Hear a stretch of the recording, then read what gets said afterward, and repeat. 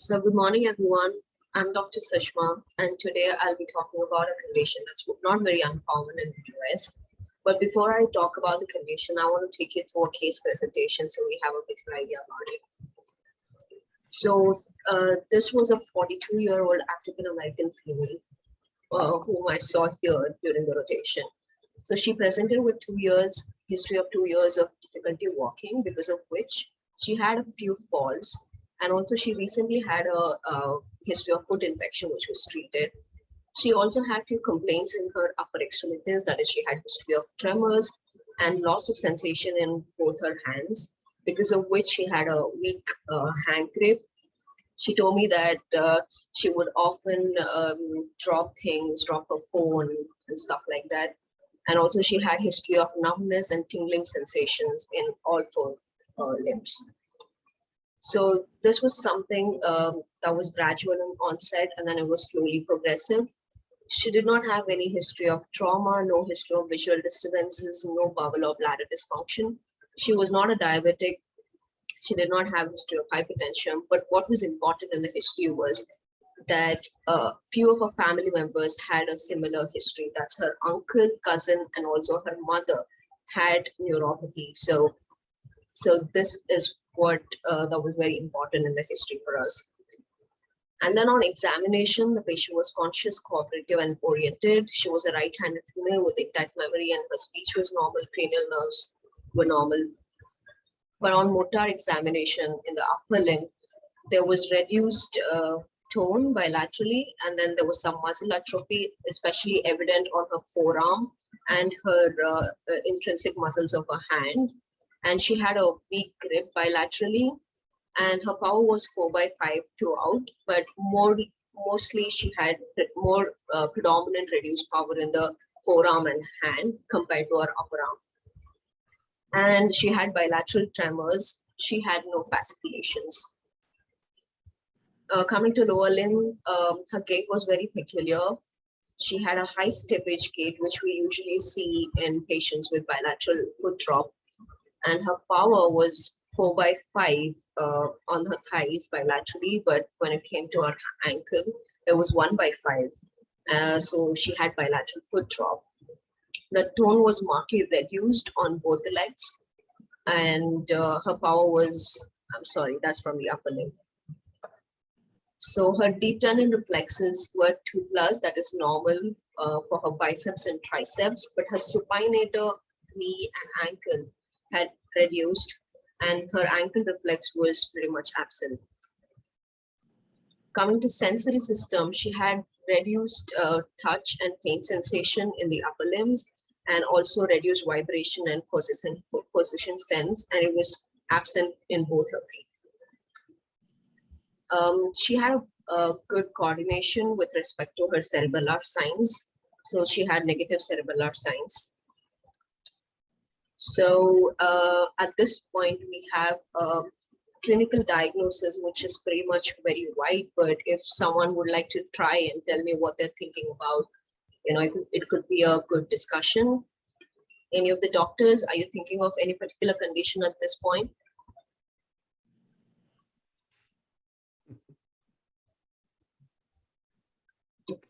Okay, so this patient had a sensory motor neuropathy, and there are a lot of causes when it comes to sensory motor neuropathy. It could be because of alcohol, it could be amyloid, could be autoimmune disorders or paraneoplastic neuropathy, could be chronic inflammatory neuropathy, could be diabetic, could be GV syndrome, drug-related, chemotherapy, HIV, AIDS, thyroid disorders, and vitamin deficiencies. But like I said, there was one important clue in the history, that is, some of her family members had similar history. So that kind of points us towards hereditary neuropathy. And then we did investigations, and her NCS and EMG showed severe peripheral neuropathy. And it showed a pattern as well. There was more of demyelination than axonal damage that we saw. So this condition is actually Charcot-Marie tooth disease. It's a common hereditary neuropathy that we see in the US mostly. and it's a genetic disorder. It presents usually as a chronic progressive sensory motor neuropathy. And like I said, it's pretty common in the US, and it's one of the most common inherited neurological disease. And currently, there are a lot of various genetic mutations that explain this kind of disease. It could be point mutation, it could be age-dependent penetrance and variable expressivity. So the gene mutations lead to a lot of changes, and it affects protein synthesis, and it kind of affects the translation process. So what it does is, and this is like one of the most associated protein defect. It's called ganglioside-induced differentiation associated protein. This is what we see in most of the patients, and mostly in the recessive forms. So this protein is actually, this gene actually encodes for a protein that's present in the outer membrane of mitochondria. And it's very important for mitochondrial activity and reducing the oxidative stress. So when there's defect in this particular gene, that is when there's a mutation in this gene, it affects the protein synthesis and therefore affects the mitochondrial function. And what happens at neuronal level is that it affects the axonal transport and it causes demyelination. So this is the basic pathology that we see in Charcot-Marie tooth. So they have a mutation, it affects the mitochondrial function, and then it affects the nerves. Coming to clinical features, as I already mentioned, they mostly present with lower motor neuron symptoms with some sensory deficits. So on a whole, they present to us with sensory motor neuropathy. So these are the common symptoms that patients can have. They can have muscle pain, they can have tremors and cold hands and feet. As I told you, it's sometimes associated with autoimmune disorders, and that's where we can see this commonly. And foot drop, which our patient had. They also have chronic pain, nerve pain, burning, shooting, stabbing, kind of, that's basically the peripheral neuropathy. They can also present with, high arched feet, and then they can have deformities in their foot. They can have numbness and deformities in their hands. And as the disease progresses, they present with muscle atrophy, which will be more evident, but that takes about like a few years after the diagnosis mostly. So basically they have length-dependent paresis and muscle atrophy associated with areflexia, which our patient had. I told you her ankles, her ankle reflex was totally absent. And the chronic motor neuropathy will eventually lead to foot deformity. I'll be talking more about this later as to how neuropathy is causing these foot deformities. And coming to the sensory system, as I told you, loss of vibration, pain, temperature, and it's mostly in Klauenstock distribution. That's the pattern of sensory loss that we usually see. So as I told you, the foot deformities is not something that they're born with, but it's basically because of the weakness of the muscles. That's mostly tibialis anterior, peroneus brevis, and the intrinsic muscles. So because of the weakness of these muscles, whereas the antagonist muscles are more active, this is what causes the high arched feet and the foot deformities that we see in patients with Charcot-Marie tooth. So interestingly, 2 days back, I had a patient with this condition, and I asked him if I could take pictures, and he kindly agreed. So this is what his foot looked like. You can clearly see the high arched foot here. This was his right leg. It was very evident on examination. And here I would like to show you the high steppage gait that I talked to you about earlier. So this patient, actually, you can diagnose this condition, not just this, any peripheral motor neuropathy, just as we observed the patient walking into the examination room. So when this patient came to the clinic, Dr. Bernard just heard him walk. He didn't even look at him. The doctor was going forward and the patient was behind him, and he just heard him walk, and he could tell that he had this flap.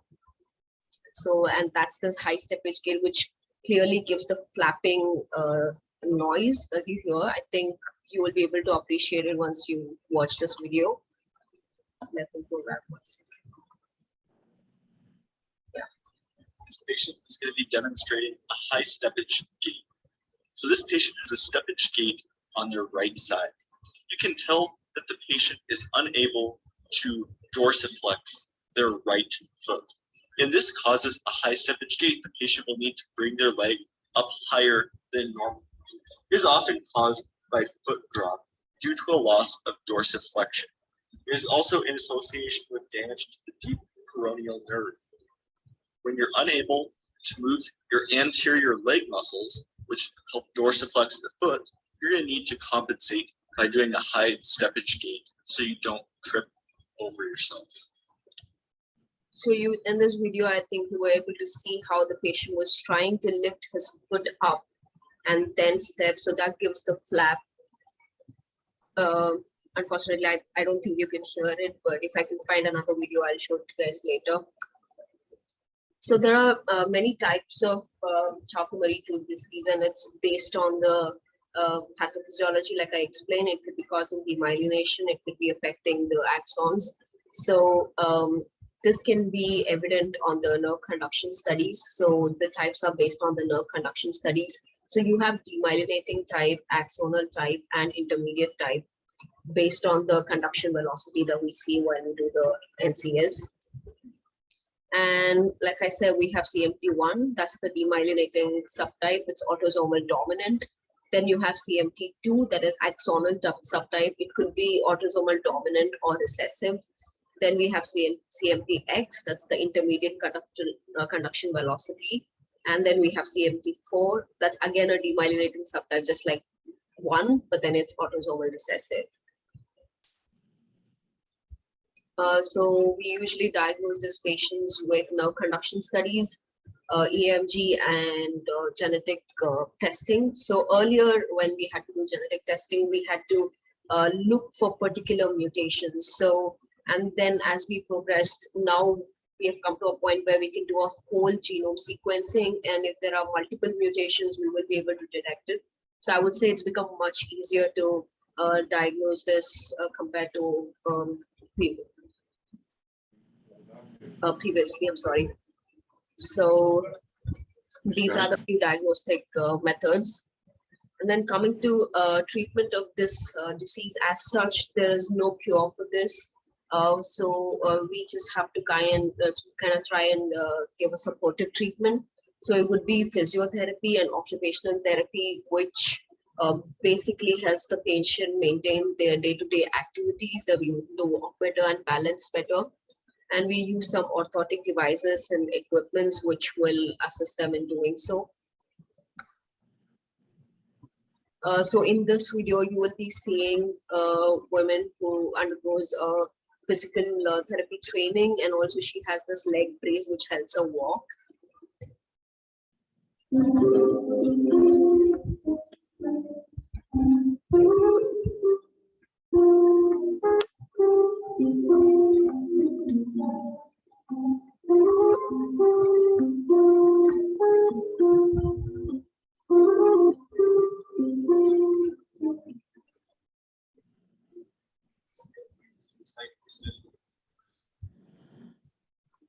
We just had a patient 2 days ago with this. Yeah, it's actually more common than you think.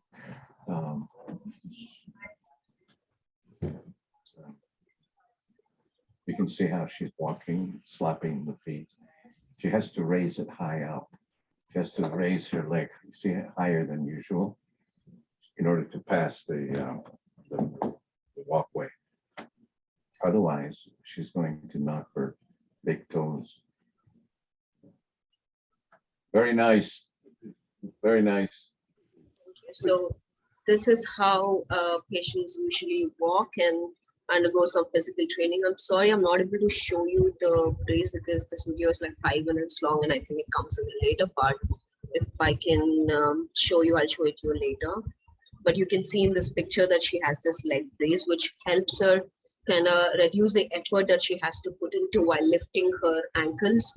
So it's a good thing. And then it reduces the number of falls that they're going to have. It helps them balance their body.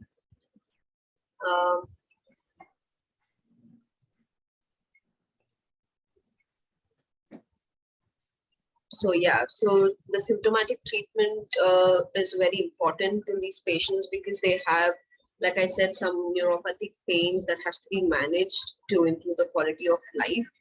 So when they have chronic pain, we usually treat them with NSAIDs, and neuropathic pains can be treated with anti-epileptic drugs like gabapentin, topiramate, and also tricyclic antidepressants. And for tremors, we give beta blockers usually. So the foot drop component of this foot deformity is commonly treated by tendon transfer. So these are the surgeries for few people who have had repeated falls and who are having too much difficulty in walking and maintaining their day-to-day activities. So this is one of the things that I would like to focus on, and this is the psychiatric comorbidity that's associated with CMT, and not just CMT and other neurological diseases as well. So studies show that CMT disease patients with Charcot-Marie tooth are at an increased risk of developing depression. They have anxiety and depression, and the patient that presented to me also had these symptoms, most of which is because of the symptoms that they have and the social aspects of their life, which is affected because of the disease. So like I said, the risk factors would be the emotional and social problems faced by them, and because of the grief of loss of independence. Like my patient told me that she could not play with her kids like she used to, and spend time with her husband like she used to. She had fear of social embarrassment. She said she couldn't dance anymore at parties because she was always scared that she was going to fall and she was going to embarrass herself. And like I said, in later stages, as the disease progresses, they'll have severe muscle atrophy, which causes disability. And another aspect is the guilt of passing on the gene mutation. I'll be talking about the genetic counseling of this disease in a later part. So like I said, it causes depression, anxiety, and other like psychiatric as well as emotional components. So research shows that patients with Charcot-Marie tooth have a low quality of life, and this is not just because of the physical aspects, but it's also the mental aspects, mental health aspects. So a study showed that worse quality of life in CMT patients is associated with their age and presence of tremors and muscle weakness, depression, and fatigue.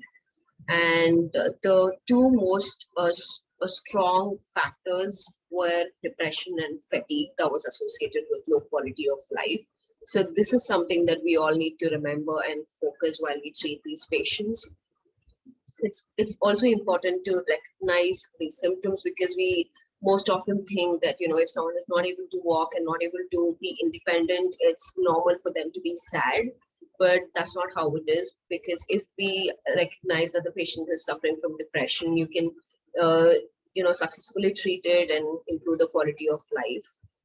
And also, like I mentioned, genetic counseling is an important aspect of treating these patients, because if they have autosomal dominant or X-linked dominant variant, and they have a 50% chance of passing on that gene mutation to their offsprings, and that is something that they also suffer with. They have the skill that they're passing on these diseases to their kids.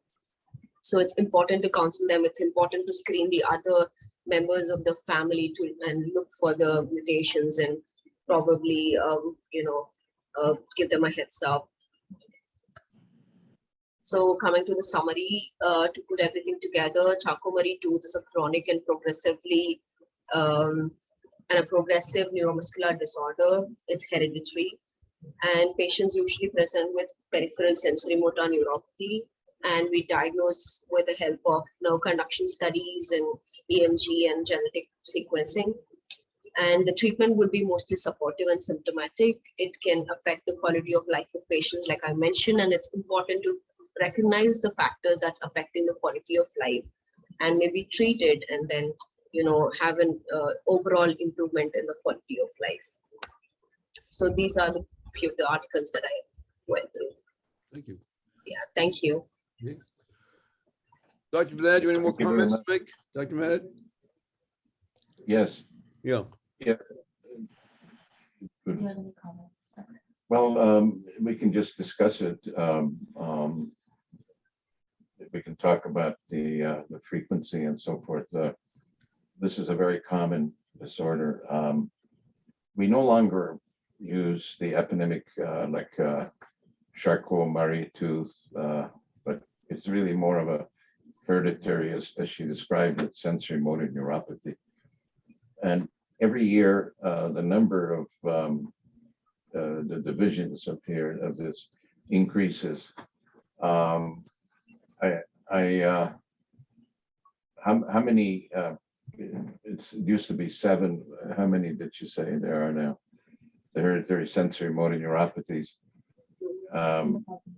Yeah, no, but there's 7 subtypes.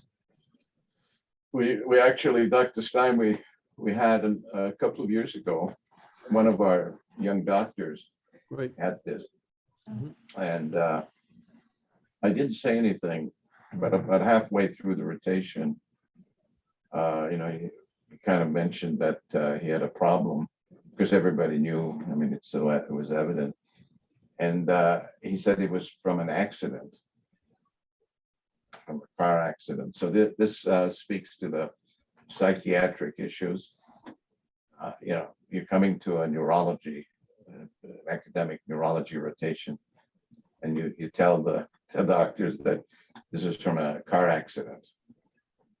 It was quite clear, but the psychiatric and the feeling embarrassment and so forth was so high. So I just let him. We didn't challenge it or anything, but It's interesting, it's- Dr. Bernard, that he could not take his exams because his hands could not work the mouse. And he couldn't do a surgical residency because he couldn't tie knots or anything like that because of his disability. So we went to the Marie Charcot Tooth Foundation, and the zillion people should know that in America, there's the Americans with Disability Act, and it says that if you have a disabling condition, but can be remedied, for example, if you have work in a building where there's no ramps, and you have a wheelchair, you have to have a ramp. With a Marie Charcot tooth, there's a lot of things the doctor can do to recommend for the patient to have what's called a reasonable accommodation. And you can be very active with your patients by going, there's a website, the Charcot Marie Tooth, here's it here, associate, where you can, I'll send this to you, all kinds of devices you can ask for. Small keyboards, different kinds of accommodations in the room. There's a zillion ones of these, and let me see if I can find it for you. I'm gonna stop it here. Stop. Okay. This law that came into effect actually was proposed by President Reagan during his term in the 1980s. He was president from 1980 to 88, so 2 years, 2 4-year terms. And we here at Neurology Services, I served on that committee. It was a volunteer committee where we went and had discussions and talked about the Americans with Disability Act, very important act that Dr. Stein is mentioning. And one of the things we do is we try to help our patients in terms of accommodation. So this can affect you in schoolwork, it can affect you at your job and so forth, but there's all kinds of accommodations that we're pushing. But when I was a neuromuscular fellow here at NIH, we had a lot of patients with this, and we tried different treatments. I think that if I had a patient now who was very symptomatic and maybe relatively young, I would consider IVIG as a treatment. We published one small article when I was at NIH with Dr. Engel, where we were using high dose steroids pulses, and patient got well, and then after about a month or so got worse again. we did that a number of times, and I published it and presented it at a neurology meeting. In some of these patients with the genetic problems, they may get worse over time, and they may develop some kind of autoimmune condition, which in my mind potentially is treatable with the usual steroidals. And but IVIG, I don't think has ever been. We should ask that. Has there been a paper on using IVIG in these patients with Charcot-Marie-Tooth? Anybody know? Has there been any studies? I have so many patients now on IVIG for different conditions, neuromuscular, and they say that they're getting better. Yesterday, did you come in with me? We had a patient with CIDP and Guillain-Barré, and she gets better with, it's a different disease, but she's, she seems to get better. And then we have a patient with Hashimoto's thyroiditis, and she's on IVIG. And then it seems like IVIG is really helpful for many different conditions.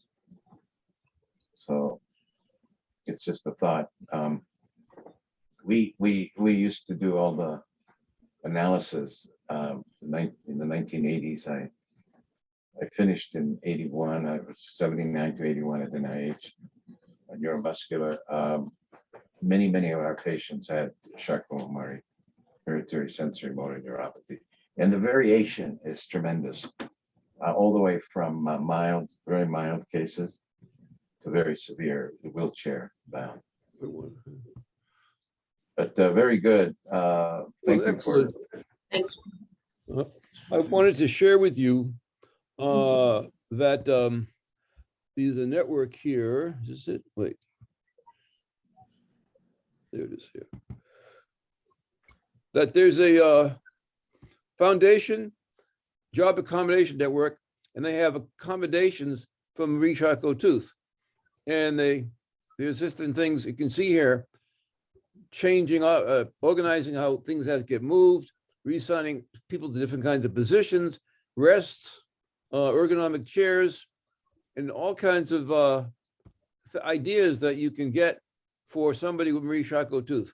All these things the doctor can recommend to allow, if they work and the person can do his job, then that's a effective accommodation. So just be aware that when you have a patient with a disability, as Dr. Bernard says, the Americans with Disability Act allows the physician to make demands on what should be done to allow the patient to continue working. Right, and I should point out that many of these patients get missed. Most of the physicians are not familiar with this condition, and they can go for years and years. Some of you have seen one of my patients came in as a workman's compensation patient. She's a nurse. She was working at the hospital, and the claim was that she was helping to lift a heavy patient, and the patient kind of was falling down, and she reached over and so forth. And following that, she said she couldn't work, she couldn't lift anybody, and so the insurance company sent them to me. And of course, I had a group of students, and we immediately diagnosed her, and then we sent her blood for this genome, the whole genome, and she came back positive for Charcot-Marie-Tooth, one of the variants. And then I had to tell her that. So she came as a workman's comp to me. So she was kind of unhappy that, but I said to her, this is what I said. I said, well, you have this disease. She says, yeah, but I went to all these doctors in the past, and I had to have general physical exam, and I went to my doctors and so forth and nobody ever told me. And it had to have happened when I was lifting the patient. I said, no, but I said, because you had this disease, the Charcot-Marie-Tooth, it made it more likely that you hurt yourself. So I still think it's workman's comp. So I had to, almost like Solomon, I had to kind of go right in between because everybody got mad at me. The workman's comp people said, well, it's not workman's comp. And then her health insurance said, well, it's not that. And she was born. I said, no, she was accommodating, even though she didn't know she had this condition. Yes, she didn't know she had the condition. But had it not been for the fact that she was helping this heavy patient, she could have still been working and, kind of oblivious to her underlying. So I tried to explain this, and she's still our patient. After a couple of years, she's still coming to see me. So we diagnosed it using the genetic, to be sure. We knew on the first visit, we diagnosed it clinically, but in order to prove it to the insurance and to other people, I actually did the genetic testing, and that took a long while, but we got it. It was positive, and she's still my patient. She doesn't have to work. She's getting some money from the workman's comp, but still, it's kind of like each one is pointing fingers. It's not their fault, not that. So we do have to do this, and but I feel good about it. She referred her sister to us because her sister, she weighed about 400 pounds. She was very tired all the time. Well, it's like an elephant in the room, like when you're 400 pounds. She's also the mother of 13 children. A really nice person. I really like her. But she sits in a chair all day and she likes chips. She's eating these chips, etc. So we did the same thing, big workup, because thinking that her sister, so maybe she has it.